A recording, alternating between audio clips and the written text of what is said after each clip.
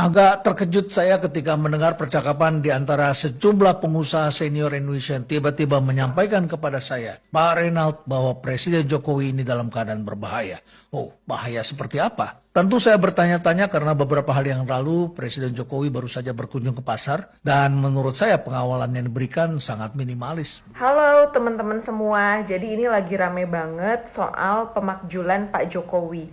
Mungkin tidak sih pemakjulan Pak Jokowi dilakukan sebelum pelaksanaan pemilu 2024 yang akan kita laksanakan pada tanggal 14 Februari 2024 nanti. Saya harus katakan bahwa ini tidak mungkin terjadi. Ada rencana pemakzulan Pak Jokowi. Dan kemudian saya mendengar suatu berita bahwa Bapak Mahfud MD menerima mereka di kantornya. Artinya, mungkin beliau mengatakan sulit untuk memakzulkan, tetapi beliau mau menerima dia di kantornya. Itu artinya beliau juga mendukung, kan? Jokowi mau dimakzulkan atas usulan sekelompok orang. Makin dekat hari H, Pilpres 14 Februari 2024, berbagai serangan kepada Jokowi dari lawan politiknya terus digencarkan. Sekarang cerita pemakzulan Jokowi mulai lagi dimunculkan di tengah rating kepuasan terhadap Jokowi yang tetap tinggi, yakni di atas 75%. Saya cuma mau mengingatkan untuk kalian semuanya yang berusaha ingin menjatuhkan Bapak Joko Widodo. Di sini sekali lagi saya bukan Tuhan yang mendahulukan.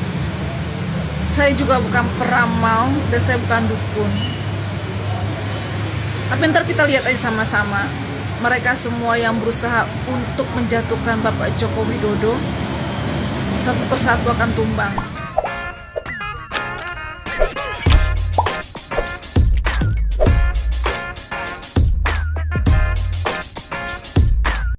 Baik sahabat sekalian, jumpa lagi bersama saya di channel ini, di mana pada kesempatan video kali ini saya akan mereaksi beberapa buah video terkait dengan Presiden Joko Widodo. Baru-baru ini ada sebuah statement atau pernyataan dari seorang profesor yang bernama Reynald Ghazali yang memiliki atau yang mempunyai rumah perubahan ya. Beliau menyampaikan atau memberikan sebuah statement di videonya dengan mengatakan bahwa ia mendapatkan informasi dari para pengusaha senior Indonesia bahwa Presiden Jokowi saat ini dalam keadaan bahaya. Oleh karena itu, pernyataan atau penyampaian dari para pengusaha senior tersebut membuat Reynald Ghazali kaget. Apakah mungkin karena Presiden Jokowi turun ke lapangan dengan pengawalan yang kurang ketat, ataukah ada hal lain di balik itu semua? Namun ternyata penyampaian dari para pengusaha senior Indonesia itu dikaitkan dengan kebijakan Presiden Jokowi yang membuat banyak kepala negara lain yang merasa terancam, yaitu salah satu yang tentu kita pahami dan kita ingat persis, yaitu kebijakan hilirisasi. Kebijakan hilirisasi ini ya yang membuat banyak negara Uni Eropa yang mengalami kesulitan, sehingga mereka sampai mengambil langkah hukum dengan menggugat Indonesia di WTO. Hal tersebut tidak membuat Presiden Jokowi gentar, tetapi justru semakin semangat untuk mengkampanyekan atau membangkitkan semangat putra-putra bangsa untuk bagaimana mensukseskan yang namanya hilirisasi tersebut. Oleh karena itu di saat situasi politik seperti saat ini, ia memang sangat mengharapkan ada keberlanjutan kepemimpinan itu. Karena proses yang namanya hilirisasi itu sangat menguntungkan Indonesia dan juga di samping untuk Indonesia tetapi juga akan menjadi ancaman baru bagi negara lain, dalam hal ini Uni Eropa, Amerika, dan lain sebagainya. Oleh karena itu, Presiden Jokowi sangat mengharapkan agar di masa kepemimpinannya selesai, harus ada pemimpin lain yang mampu melanjutkan dan mempertahankan programnya tersebut. Dan seperti kita ketahui bersama, bahwa dalam debat ataupun di program kerja dan lain sebagainya, tentu ada para kandidat yang menyampaikan program kerjanya untuk melanjutkan program kerja dari Jokowi tersebut. Oleh karena itu, memang ini menjadi ancaman bagi bangsa lain. Dan di samping video ini akan saya reaksi kembali bagaimana isu pemakzulan Presiden Jokowi. Isu ini sering dikait-kaitkan dengan beberapa hal, yaitu mulai dari Pilpres, ya, yang dikait-kaitkan bahwa Presiden Jokowi itu tidak netral dalam Pilpres ini karena beliau akan mendukung salah satu paslon. Lalu yang berikut dikait-kaitkan pula bahwa isu pemaksulan Jokowi ini juga tidak sedikit pula yang berspekulasi bahwa ini akibat daripada kebijakan Presiden Jokowi yang mungkin merugikan pihak asing atau pihak luar. Oleh karena itu sudah ada intervensi atau campur tangan pihak luar untuk mengganggu kedaulatan negara ini dengan cara proses pemaksulan Presiden Jokowi dan lain sebagainya. Dan dalam situasi politik ini tentu orang akan berpikir bahwa proses pemaksulan Presiden Jokowi itu dikarenakan faktor pilpresnya. Tetapi sesungguhnya ada muatan-muatan lain yang ada di balik itu semua. Oleh karena itu, pada kesempatan video kali ini juga, saya akan mereaksi beberapa komentar terkait dengan isu pemaksulan Presiden Jokowi.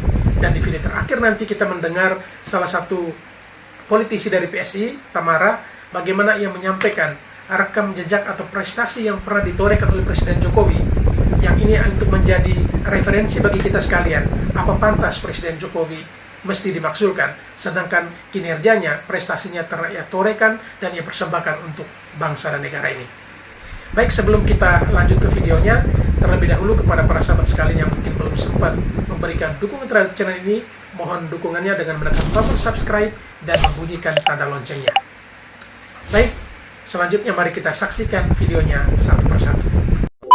Agak terkejut saya ketika mendengar percakapan di antara sejumlah pengusaha senior Indonesia yang tiba-tiba menyampaikan kepada saya, Pak Reynald, bahwa Presiden Jokowi ini dalam keadaan berbahaya. Oh, bahaya seperti apa? Tentu saya bertanya-tanya karena beberapa hari yang lalu Presiden Jokowi baru saja berkunjung ke pasar dan menurut saya pengawalan yang diberikan sangat minimalis. Beliau sederhana seperti biasa, bercakap-cakap dalam jarak yang tidak terlalu jauh, dan kalau dalam keadaan macet, Presiden juga tidak memerintahkan pada Pas Pampres untuk segera mengambil langkah pengamanan. Jadi menurut saya biasa saja. Tapi kemudian saya mencoba memahami dari percakapan yang muncul. Akhirnya mereka menyampaikan kepada saya, Presiden Jokowi telah membuat kepala-kepala negara lain menjadi lebih susah. Kalau susah ini kan semua kepala negara saat ini sedang susah. Siapa yang tidak susah? Amerika Serikat, Cina, India, semuanya sedang meningkatkan jumlah hutangnya karena mereka ingin negaranya hadir di mata rakyatnya. Jumlah hutang telah meningkat pesat sekali belakangan ini. Kemudian juga ekonomi ternyata belum bangkit-bangkit. Ditambah dengan saat ini negara dipaksa untuk meningkatkan besarnya pajak demi untuk meningkatkan pendapatan. Sementara kemampuan rakyatnya sendiri belum begitu kuat. Tapi mereka mengatakan lagi kepada saya, ini sudah terjadi sebelum pandemi, di mana Presiden punya keinginan yang lebih besar untuk menguasai resources. Dan inilah yang dianggap sebagai pemimpin yang nasionalis. Di Barat, agar kita ketahui, kata nasionalis adalah pemimpin yang banyak muncul pada era tahun 1940-an, yaitu pemimpin yang bukan hanya mencintai kepentingan domestiknya, tetapi dianggapnya memusuhi bangsa lain. Tentu saja kita tidak beranggapan nasionalis seperti itu, dan mereka mengatakan kalau memang tujuannya adalah cinta kepada bangsa sendiri, itu artinya bukan nasionalis tetapi patriotisme. Jadi ada seperti itu pandangan di negara-negara lain, tapi saya kira wajar saja setiap kepala negara memang ditugaskan oleh konstitusinya. Dan siapapun presidennya, konstitusi memerintahkan agar resources itu digunakan untuk sebesar-besarnya kemakmuran rakyat Indonesia. Jadi wajar saja. Yang pertama tentu kita menyaksikan di Malaysia. Banyak sekali politisi di Malaysia yang sering memberi contoh atau membandingkan Perdana Menterinya dengan Presiden Republik Indonesia. Mereka mengatakan Indonesia dulu di belakang kami, tapi sekarang Indonesia telah menyusul kita. Jadi mereka mempermalukan kekuasaan yang ada di Malaysia. Dianggapnya Indonesia sekarang jauh lebih maju daripada mereka. Tapi negara-negara Barat juga tidak happy karena mereka tidak bisa mengambil barang-barang tambang Indonesia dengan mudah begitu saja. Kita ketahui sekarang timah, tembaga, aluminium semua dicoba untuk dibuat di Indonesia. Jadi Presiden telah melarang untuk dipakai, diekspor begitu saja dalam bentuk bahan mentah. Yang kedua, kita ketahui awal tahun ini Presiden telah melarang untuk ekspor batu bara kecuali sudah bisa dipenuhi di dalam negeri. Dan itu membuat sejumlah negara yang krisis energi mengalami kesulitan. Beruntunglah akhirnya dibuka kembali. Tapi harganya saat ini memang sedang baik sekali bagi Indonesia. Saya kira ada banyak sekali contoh-contoh lain ketika Presiden akhirnya dalam berpidato mengatakan bila perlu kita menggunakan mata uang di luar dolar misalnya. Itu pasti telah menimbulkan kegundahan bagi Amerika Serikat. Ditambah lagi dengan Presiden kemudian mengumumkan telah mengambil blok Rokan, Mahakam, dan lain sebagainya. Dan tentu saja yang terakhir itu adalah tambang emas di Freeport. Tidak mengherankan kalau terjadi gejolak-gejolak di Papua yang mungkin ini juga ada indikasi-indikasi yang perlu kita baca. Jadi ini adalah hal-hal yang kita lihat barangkali dianggap para pengusaha ini sebagai ancaman bagi presiden kita. Tapi tampaknya presiden tidak peduli tetap dengan gagasan-gagasan ini, termasuk gagasan untuk memindahkan ibu kota. Walaupun ada sejumlah orang yang mencoba untuk menghalang-halangi dan menyatakan ketidaksetujuannya. Kemudian kita juga menyaksikan demo terus bergerak sampai kemudian kita melihat Indonesia mulai tampil di dalam kepemimpinan G20. Di situ tiba-tiba saya menemukan sebuah tulisan yang dikirim oleh sahabat saya, seorang perwira intelijen yang sangat senior, yang menulis tulisannya dengan judul tersirat bahwa saat ini Amerika Serikat tengah memberi warning kepada Indonesia soal invasi Rusia. Loh, apa hubungannya? Bukankah itu invasi terjadi di benua yang jauh sekali dari Indonesia? Tetapi Marsda Praitno Ramlan memberikan beberapa indikasi yang menurut saya sangat menarik. Karena perang Rusia-Ukraina ini telah mengakibatkan Amerika mengajak negara-negara lain untuk terlibat. Dalam tulisannya itu, Pak Praitno Ramlan mengatakan, terbacakah warning itu? Apa yang dimaksud dengan warning itu? Warning itu tampak dalam sejumlah hal. Pertama, ternyata tiba-tiba Amerika Serikat mengumumkan bahwa Indonesia melanggar HAM dalam aplikasi Peduli Lindungi. Come on, saya terus terang terkejut sebagai orang yang pernah sekolah di Amerika. Saya sangat terkejut mendengar pernyataan bahwa Peduli Lindungi ini dianggap sebagai melanggar HAM. Tapi di lain pihak saya lebih terkejut lagi karena saya menyaksikan belakangan ini Amerika adalah negara yang mengalami dan melakukan pelanggaran HAM serius yang cukup besar. Kita disuruh belajar dari Amerika, tetapi Amerika telah mempertontonkan bahwa mereka sendiri tidak mampu untuk menegakkan HAM di negaranya sendiri. Lihat saja kasus-kasus yang terjadi sampai terjadi peristiwa seperti Black Lives Matter yang akhirnya mendapatkan perhatian dari seluruh dunia. Tapi apa-apaan ini tiba-tiba menaruh perhatian pada Peduli Lindungi dan persoalan-persoalan HAM yang dianggap serius di negara kita. Menurut hemat saya, apa yang dilakukan oleh aparat-aparat kita saat ini sudah jauh lebih baik. Di tangan kirinya mereka sudah tidak lagi membawa barang-barang lain selain membawa kitab HAM. Sedangkan di tangan kanannya mereka sudah membawa alat-alat untuk proteksi diri yang sudah berbeda dengan di masa lalu. Dulu sepatu polisi adalah sepatu Lars, tapi sekarang saya kira Anda bisa lihat polisi kita bukan lagi military police, tetapi sudah menjadi civilian police. Jadi polisi dengan kitab HAM di tangan kanannya. Nah, karena itulah maka menjadi pertanyaan mengapa Peduli Lindungi ini dipersoalkan. Tapi mereka juga mempersoalkan hal-hal lainnya. Sampai beberapa kali Marsda Praitno Ramlan mengatakan mereka telah mengirim Menlu Amerika Serikat Antony Blinken datang ke Indonesia bertemu dengan Presiden Jokowi dan sejumlah petinggi di pemerintahan. Kemudian juga Deputy US National Security Advisor yang menangani khusus G20 yaitu Sherpa Dalip Singh. Nah, Dalip ini telah datang ke Indonesia juga bicara dengan petinggi-petinggi kita. Jadi kalau kita perhatikan pasti mereka membawa pesan-pesan khusus kepada para pemimpin Indonesia. Nah, yang lebih menarik lagi adalah tak lama setelah mereka tiba, kita menyaksikan demo mulai bermunculan di Indonesia. Dan demo ini kali ini memang agak menarik karena untuk menggerakkan demo yang besar pasti diperlukan suatu mobilisasi. Dan mobilisasi layaknya tidak hanya membutuhkan informasi, tapi mobilisasi sudah pasti juga memerlukan nasi bungkus, logistik, dan sudah pasti memerlukan dana yang besar. Siapa yang membiayai dana ini? Tentu saja ada pihak-pihak yang berkepentingan. Kalau demo dilakukan di Indonesia murni untuk kepentingan rakyat, saya kira itu wajib untuk didengarkan. Termasuk apa yang disampaikan oleh para mahasiswa agar stop wacana pemilihan presiden 3 periode. Dan saya kira itu telah didengarkan baik adanya. Kemudian ada juga yang mendompleng demo besar itu dengan tujuan untuk merebut kekuasaan. Maklum ini sebentar lagi akan terjadi transisi pemerintahan dalam waktu 2 tahun ke depan. Tetapi juga harus kita akui bahwa sekarang sudah ada bisnis demo. Dan bisnis demo ini kita sudah lihat tidak hanya terjadi di sini, termasuk di dalamnya adalah peranan CIA. Dan ini tidak bisa ditutupi karena sudah pernah terjadi di masa lalu.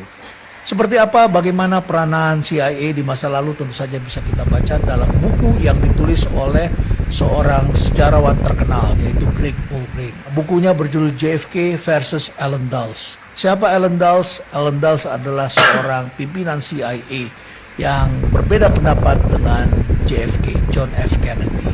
Jadi John F. Kennedy berbeda dengan pendahulu-pendahulunya, tiba-tiba menaruh perhatian untuk mendukung pemimpin-pemimpin yang nasionalis di negara-negara yang tentu saja tengah menghendaki kemerdekaan, termasuk Indonesia.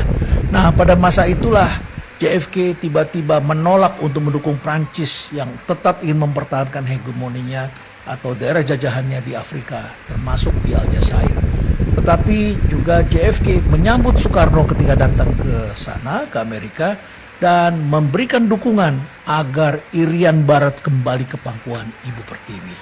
Jadi apa yang dilakukan oleh JFK dianggap bertentangan dengan para pendahulunya yang pada waktu itu memang ditenggarai oleh cara berpikir yang agresif, cara berpikir yang ekspansif.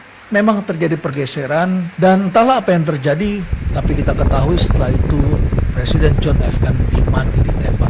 Padahal sebelumnya John F. Kennedy ini berencana akan berkunjung ke Indonesia pada tahun 1964. Dia keburu meninggal dunia, ditembak pada tahun 1963. Baik sahabat sekalian, itulah penyampaian dari Profesor Reinald Kasali terkait dengan situasi yang terjadi akhir-akhir ini, di mana ia mendapatkan informasi dari para pengusaha senior Indonesia yang mengatakan bahwa Presiden Jokowi dalam keadaan bahaya.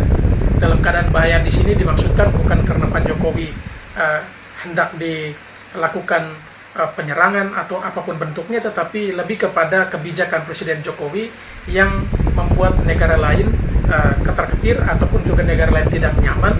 Itu dikarenakan dengan kebijakan hilirisasi yang ia lakukan.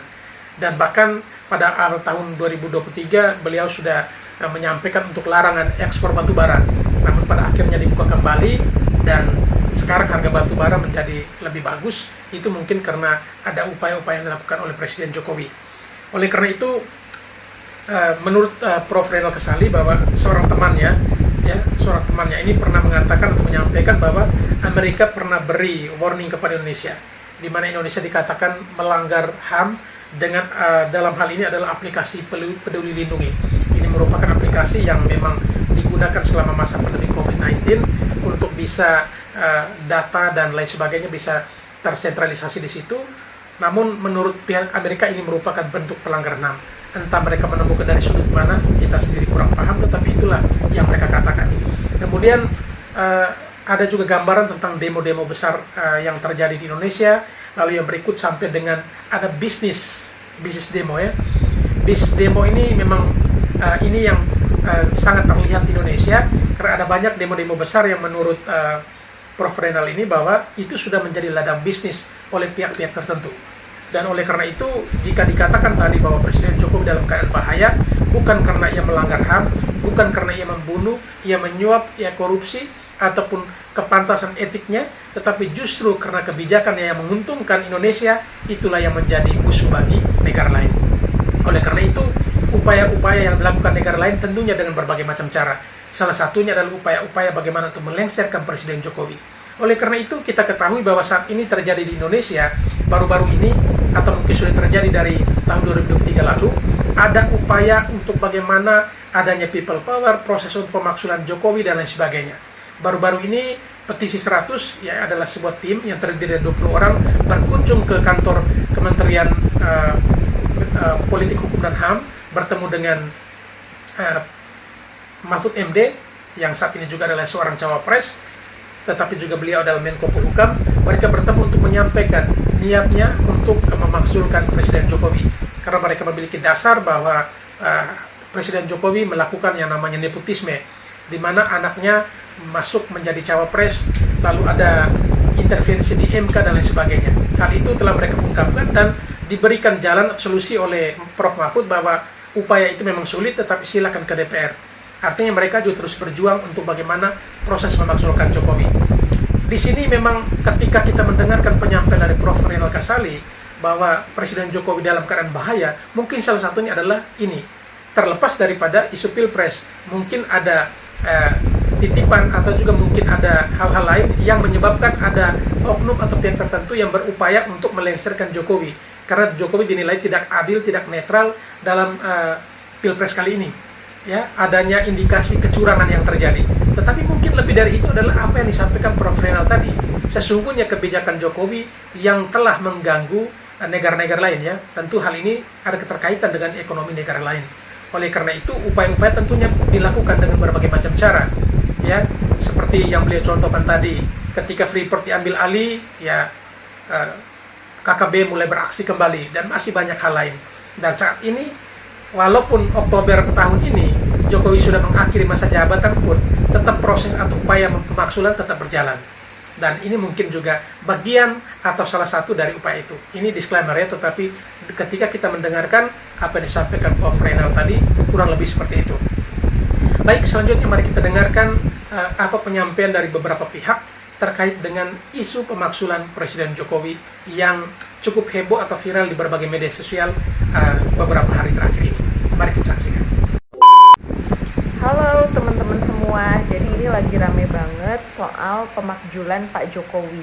Mungkin tidak sih pemakjulan Pak Jokowi dilakukan sebelum pelaksanaan pemilu 2024 yang akan kita laksanakan pada tanggal 14 Februari 2024 nanti. Saya harus katakan bahwa ini tidak mungkin terjadi. Pemilu sudah kurang lebih dari 30 hari atau sekitar 1 bulan lagi lah ya gitu. Ketika pendakwaan di tingkat DPR saja itu tidak selesai untuk mencari 1/3 anggota DPR yang memakzulkan, belum lagi permasalahan sidangnya di Mahkamah Konstitusi gitu. Ini pasti akan butuh proses waktu yang sangat panjang sekali teman-teman. Paling tidak apa sih syarat-syarat yang kemudian presiden itu bisa dimakzulkan gitu ya. Paling tidak ada 5 syarat untuk pemakjulan presiden berdasarkan Undang-Undang Dasar 1945. 1. Presiden itu terlibat korupsi, terlibat penyuapan, kemudian melakukan penganiayaan berat atau kejahatan berat, misalnya pembunuhan gitu ya. Lalu kemudian juga melanggar ideologi negara, lalu melanggar kepantasan atau melanggar etika. Nah, barangkali teman-teman yang akan melakukan pemakzulan ini itu bisa jadi memang yang dilakukan pemakzulannya itu adalah berkaitan dengan kepantasan atau melanggar etika. Karena kita ketahui bersama bahwa Gibran maju sebagai cawapres dari Pak Prabowo berdasarkan putusan Mahkamah Konstitusi yang itu kemudian dinilai cacat prosedur. Lalu kemudian juga putusan MK 90 itu ya memang dikatakan mencederai demokrasi gitu ya, berdasarkan putusan MK juga. Nah, tapi pemakjulan presiden ini teman-teman semua ini tidak mudah gitu untuk direalisasikan sebelum pelaksanaan pemilu 2024. Karena usulan itu akan terlebih dahulu masuk ke lembaga legislatif gitu ya. Lalu ini prosesnya akan sangat panjang sekali dan tadi ya harus ada 1/3 dari 575 orang anggota DPR, karena sekarang yang pemilu 2019 kan jumlah anggota DPR RI adalah 575. Itu harus ada 1/3 dan kemudian juga dari 1/3 itu juga harus 2/3 juga hadir dalam sidang. Nah, kalau kemudian tidak tercapai atau kemudian katakanlah oke tercapai gitu, ada 1/3-nya gitu ya. Tapi kemudian ketika DPR menyetujui pemakjulan itu, usulan itu juga harus kembali juga dilanjutkan di proses sidang Mahkamah Konstitusi. Kalau kemudian DPR-nya setuju, lah baru dikirim ke Mahkamah Konstitusi dan Mahkamah Konstitusi juga akan mengecek apakah iya putusan DPR ini benar-benar bahwa presiden itu sudah melanggar etik dan lain sebagainya. Kan kita tahu sendiri siapa hakim-hakim di Mahkamah Konstitusi saat ini, yang di situ juga ada pamannya gitu, paman dari Gibran. Jadi proses di Mahkamah Konstitusi pasti juga akan lama lagi. Ya pastilah tidak akan sampai sebelum tanggal 14 Februari 2024. Jadi karena itu saya kira pemakjulan presiden sebelum pemilu yang dimintakan ya secara rasionalitas itu sangat sulit sih untuk terjadi.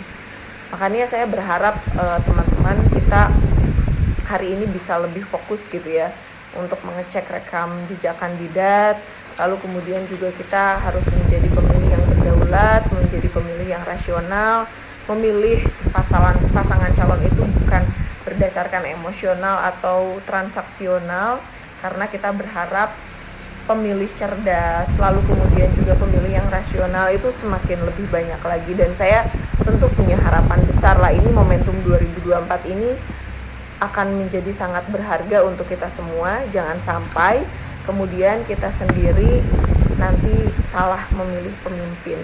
Oleh karenanya tentu perlu dipikirkan secara matang-matang bagaimana dan kepada siapa pilihan kita. Mumpung kita juga masih ada waktu 2 kali juga debat kandidat, mudah-mudahan ini debatnya lebih substantif lagi gitu ya, tidak seperti debat pertama, kedua, dan ketiga yang memiliki banyak problematik gitu. Itu saja, terima kasih. Baik sahabat sekalian, kita sudah mendengarkan bersama atau menyaksikan video dari salah seorang netizen yang menyampaikan pendapatnya terkait dengan isu pemaksulan Presiden Jokowi. Menurutnya bahwa berdasarkan undang-undang atau peraturan, seorang pemimpin atau seorang presiden itu bisa dimaksulkan atau impeachment itu bisa terjadi jika ada 5 faktor ya, harus ada 5 syarat. Minimal salah satunya, yaitu korupsi, kemudian melakukan penyuapan, kejahatan berat, melanggar ideologi negara, dan yang kelima itu adalah kepantasan atau soal etika. Nah, jika ditinjau atau jika dilihat dari 5 persyaratan ini, apakah Presiden Jokowi melanggar salah satunya atau beberapa dari poin-poin tersebut? Tentu kalau kita telah satu persatu, hampir dipastikan bahwa Presiden Jokowi tidak melanggar hal itu.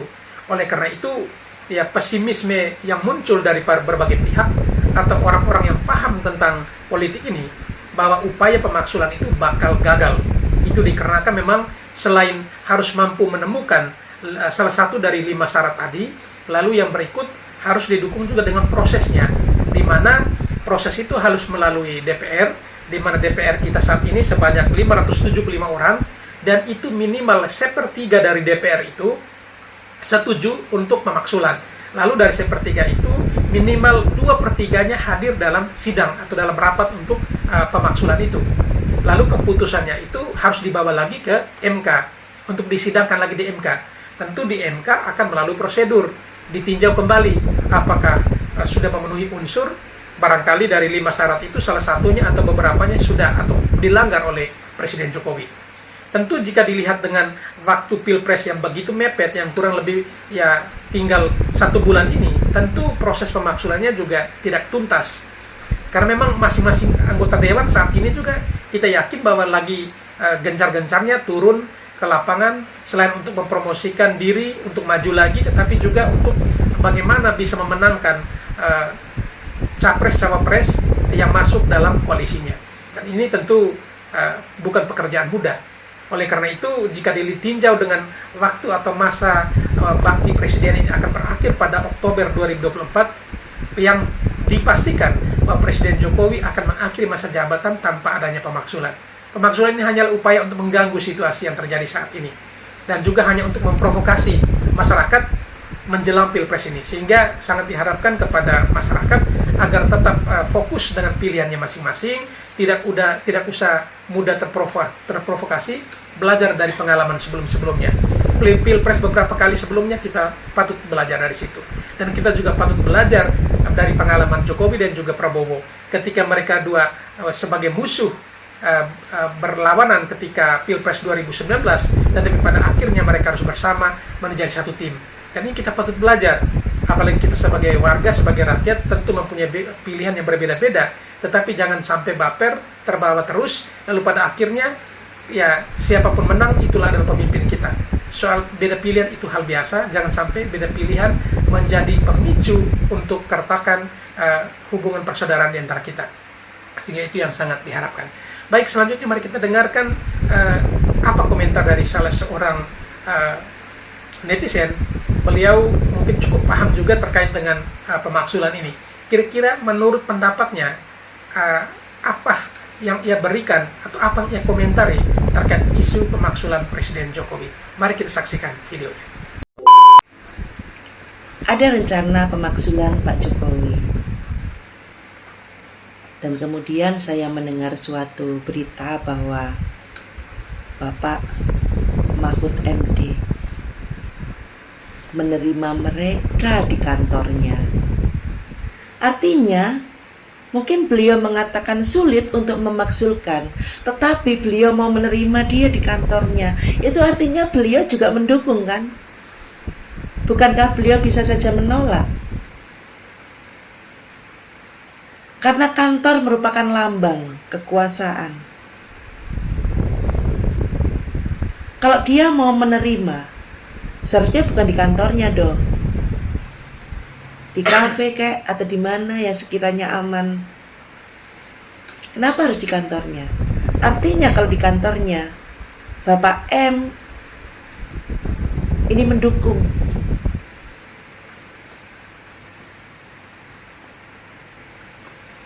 Sejujurnya saya itu merasa sedih dengan tokoh-tokoh politik kita. Begitu mereka turun elektabilitas, mereka melakukan apapun, berbagai macam cara untuk menang. Saling menusuk, saling mengkhianati, menghilangkan rasa terima kasih. Orang yang kita lihat baik. Justru saat ini saya melihat mereka begitu luar biasa. Luar biasa jahat.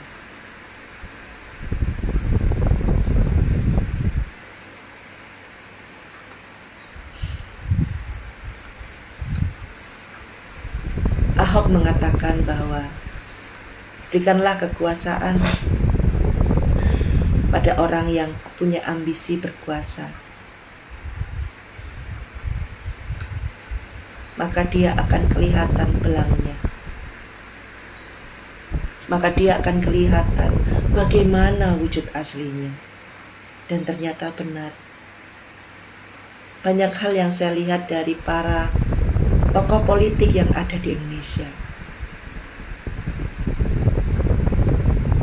Walaupun mereka didukung oleh buzzer-buzzer politik yang pintar, yang hebat, yang cara berbicaranya luar biasa, dan cara menjelek-jelekannya juga luar biasa ya. Seperti tong sampah. Penuh dengan kalimat-kalimat sampah di dalamnya. Tapi Anda kalah. Dengan siapa? Dengan rasa cinta masyarakat yang begitu besar ke Pak Jokowi. Andaikan Pak Jokowi kelak memang betul-betul bisa kalian makzulkan, masyarakat Indonesia tetap mencintai Pak Jokowi dan Anda akan dicatat nama-namanya satu persatu. Dibawa doa oleh masyarakat Indonesia. Karena masyarakat Indonesia, saya yakin kekuatannya lebih dari segelintir orang yang berusaha memakzulkan Pak Jokowi dan menjelek-jelekan Pak Jokowi dari hari ke hari dengan penuh gencar dan gegap gempita.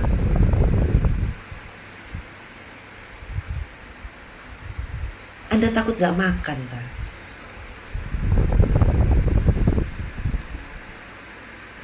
Sehingga harus seperti ini.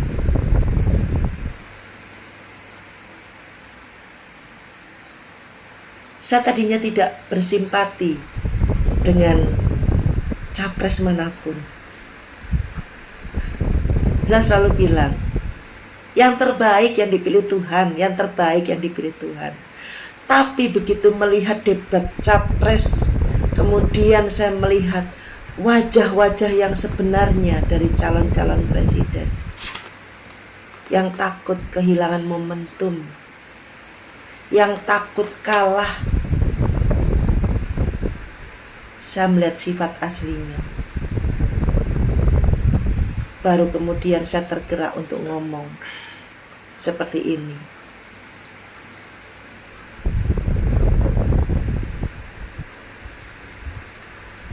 Saya sedih dengan keadaan bangsa kita. Masyarakat tidak terpecah belah seperti tahun-tahun yang lalu. Tapi tokoh-tokoh publik yang kita anggap baik, ternyata mereka adalah sosok-sosok yang sangat mengerikan.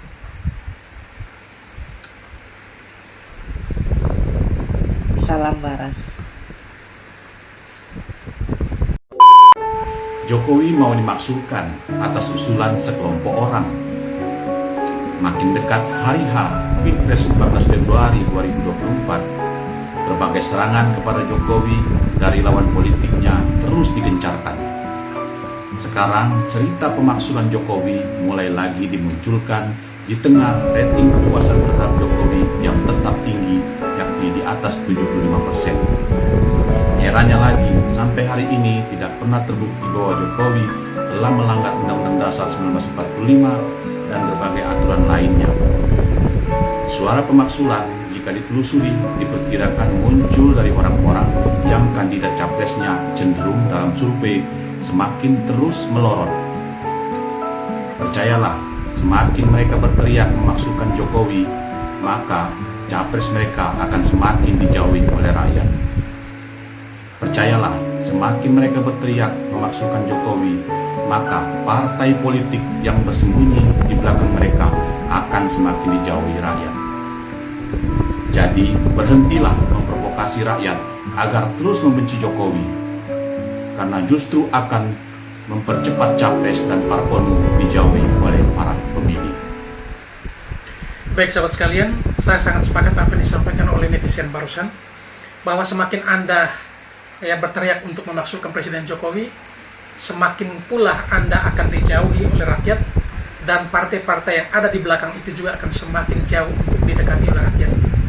Karena rakyat tahu bahwa Presiden Jokowi adalah presiden yang memiliki segudang prestasi dan juga mendapatkan approval rating saat ini 75,8%. Dan itu cukup tinggi ya, cukup tinggi. Walaupun sebelumnya mencapai angka 80%. Tetapi itu di mana-mana biasa seperti itu ketika seseorang mau mengakhiri masa jabatannya. Tetapi dengan angka di atas 75% ini menggambarkan kepada kita sekalian, sekalipun masa baktinya hampir habis tetapi approval rating tetap tinggi. Itu tidak semua pemimpin atau semua presiden bisa mendapatkan nilai seperti itu.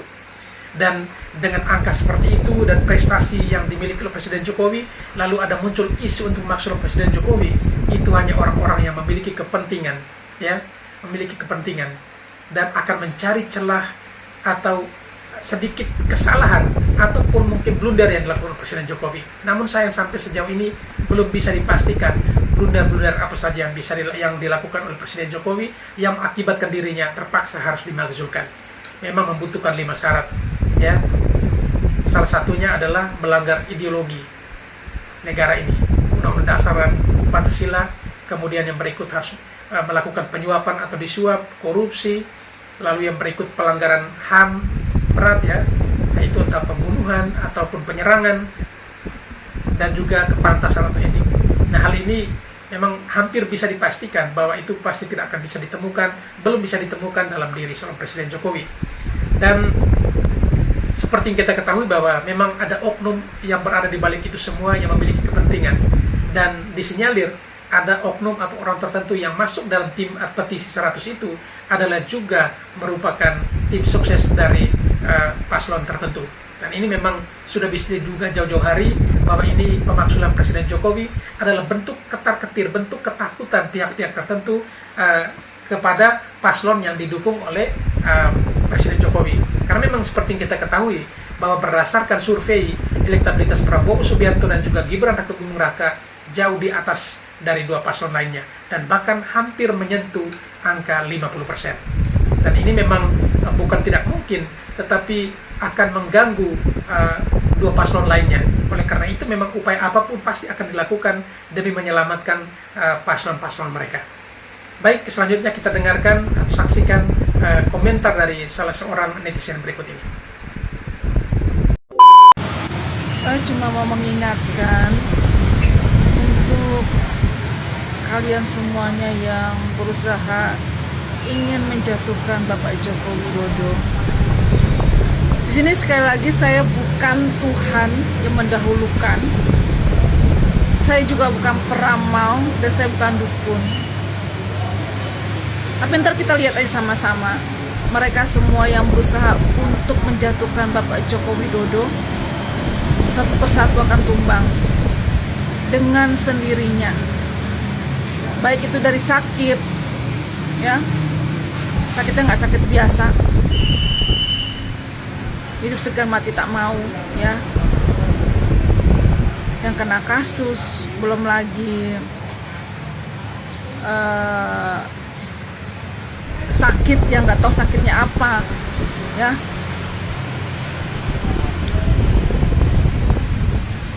Belum lagi sampai, maaf ya,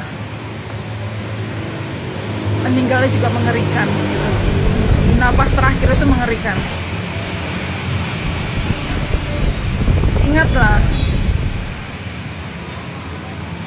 Bapak Jokowi itu sudah tulus ikhlas untuk Indonesia, untuk rakyat Indonesia.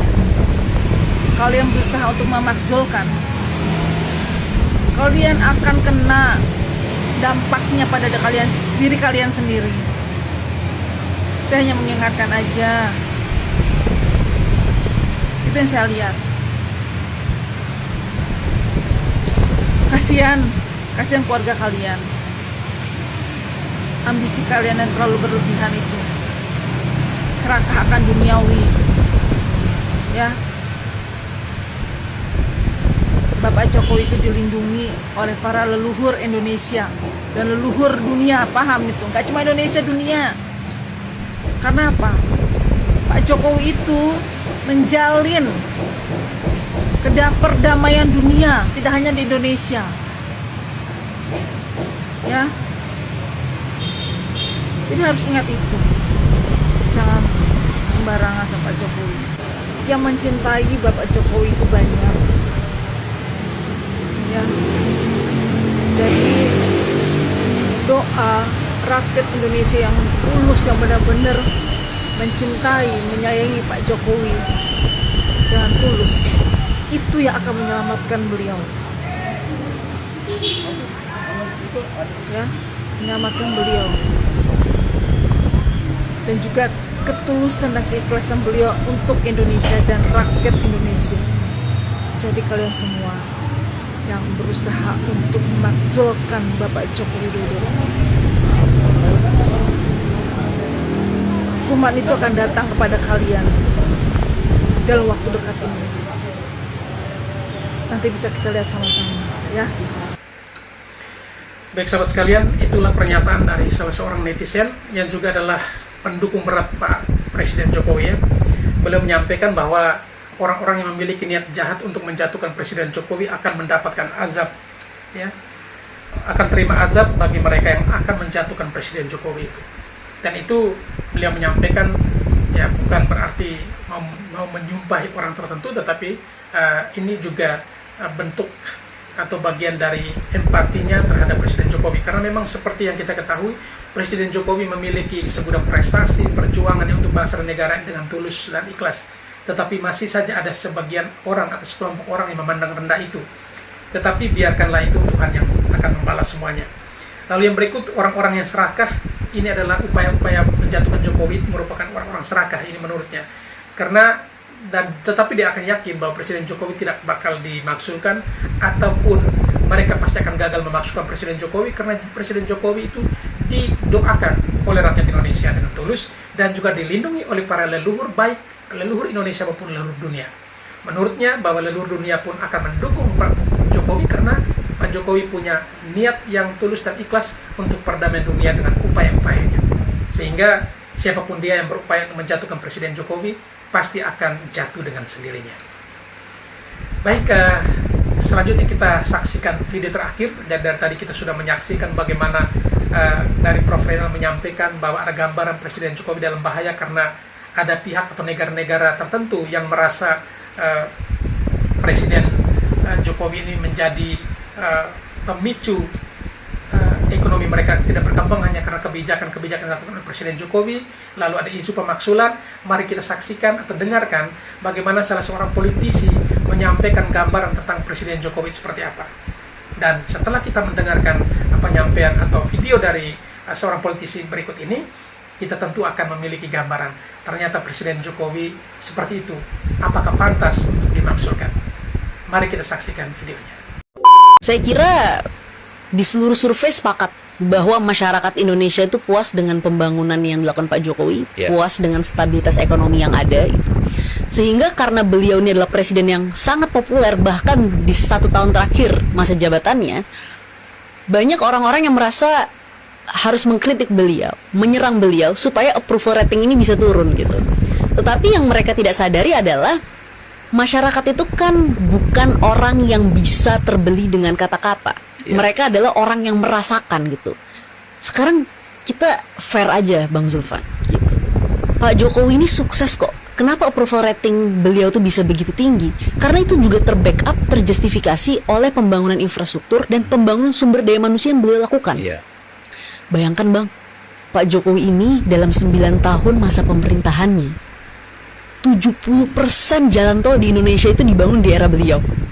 1,7 juta kilometer jalan tol, Bang Zulfan. Kemudian juga Bang, IPM, Indeks Pembangunan Manusia Indonesia gitu ya, dari tahun 2020 sampai 2023 itu konsisten naik Bang, konsisten naik, hampir 1% konsisten naik gitu. Jadi artinya dari segi umur panjang, hidup sehat, standar hidup layak, standar pengetahuan naik, konsisten naik 3 tahun terakhir. Padahal kita menghadapi COVID-19 tahun 2020-2021 itu. Nah, jadi data-data ini menjustifikasi kenapa masyarakat Indonesia hingga hari ini puas dengan Pak Jokowi gitu. Jadi kita bisa bermain kata dan saling mengkritik itu, tapi realita kan clear Bang. Baik sahabat sekalian, itulah gambaran yang disampaikan oleh Tamara terkait dengan kenapa Presiden Jokowi mendapatkan approval rating itu tertinggi ya, bahkan mungkin tertinggi di dunia untuk seorang pemimpin negara. Dan hal ini terjustifikasi dengan kinerja atau prestasi yang ditorekan, di mana salah satu yang dicontohkan adalah pembangunan infrastruktur, yakni 70% pembangunan jalan tol itu ada di era atau di kepemimpinan Presiden Jokowi. Dan Tamara menyampaikan kurang lebih ada 1,7 juta kilometer jalan tol yang dibangun di masa pemerintahan Jokowi kurang lebih 2 periode ini. Dan yang sama juga adalah soal SDM ya. Soal SDM itu indeks pembangunan manusia konsisten naik. Walaupun kecil tapi konsisten naik sekalipun kita menghadapi pandemi baru-baru ini. Dan itu adalah sebuah prestasi yang dimiliki oleh Presiden Jokowi. Oleh karena itu kalau sampai dengan hal-hal ini digambarkan, lalu ada oknum atau pihak tertentu yang mengatasnamakan rakyat mau memasukkan Presiden Jokowi, apa dasarnya? Nah, itu yang patut dipertanyakan sebenarnya. Dan di sini tentu kita akan berspekulasi bahwa upaya-upaya dilakukan itu karena ada muatan politik, ada kepentingan pihak-pihak tertentu, ada kepentingan oknum-oknum tertentu yang menunggangi rakyat. Tetapi kita bisa pastikan rakyat yang ditunggangi hanyalah rakyat-rakyat yang memiliki kepentingan dengan oknum tersebut. Tetapi kalau rakyat pada umumnya, kita sangat yakin dan percaya tidak akan ikut bodoh-bodoh seperti itu. Karena mereka sudah pintar, mereka sudah paham siapa pemimpin yang baik untuk mereka, dan siapa pemimpin yang pernah membuat sesuatu yang dan tinggalkan untuk mereka, pemimpin mana yang selama ini memperhatikan betul-betul kesejahteraan mereka. Dan itu di tangan Presiden Jokowi inilah banyak hal Indonesia dapatkan. Bahkan Jokowi mampu mengembalikan martabat Indonesia ini di depan negara-negara lain, dan Indonesia saat ini sudah setara dengan negara lain di dalam kegiatan event-event dunia, dan itu perlu atau patut kita akui dan kita hargai.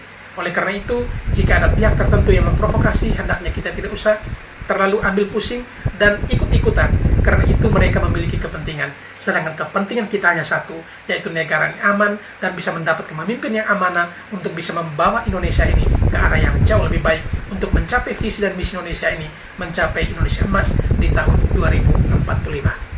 Baik, demikian saja perjumpaan kita kali ini dengan berakhirnya video tadi. Dan kepada sahabatku yang mungkin ingin berkomentar terkait video-video interaksi pada kesempatan kali ini, silakan tulis komentar sebanyak-banyaknya. Dan juga kepada sahabatku yang mungkin belum sempat mendukung channel ini, mohon dukungannya dengan menekan tombol subscribe dan bunyikan tanda loncengnya. Ingat sahabatku sekalian, subscribe itu gratis. Terima kasih.